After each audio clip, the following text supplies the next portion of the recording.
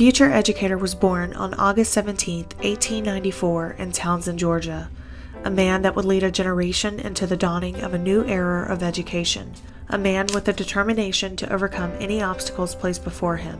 He was an individual filled with passion for learning and teaching. He went to great lengths to share his desire of enhancing education for African American children through his own advancement in academia. This man is Ralph Baisden, Sr. Receiving his grade schooling in McIntosh County, Mr. Baisden continued his journey at Georgia State College, now Savannah State University. Family lore has it that he actually walked the distance from McIntosh County to Savannah to attend college. Ralph Baisden's education was interrupted by World War I. Ranked a private as a member in Company D, 403rd Reserve Labor Battalion, he served his country in the United States Army from June to December 1918. Years later, in 1929, he moved to New York City to complete his graduate studies at Columbia University. As Professor Ralph Baisden Sr. stepped into the one-room schoolhouse at South End on St. Simon's Island in 1944, he realized his potential as an educator.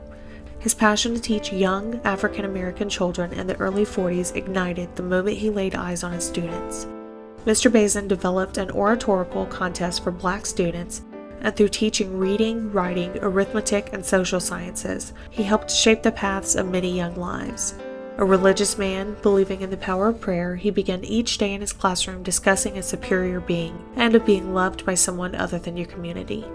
According to his youngest son, Mr. Levi Baisden, the whole essence of his life, his service as a teacher, his service as a minister, his service in the social environment, his whole being was outreach and reaching out to others. That included blacks and whites, even in this time of strict segregation. My father, the one-room schoolhouse, he had to get there before school started and chop wood. There was a wood stove in the center of the room. Chop wood and make the fire so that the room, schoolhouse, would be warm by the time the students, arrived.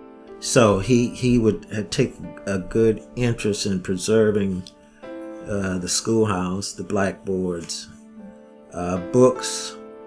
He loved books, and he would want to make sure that the students had proper books to read, and knowing him, he probably would have brought in outside reading other than the normal curriculum.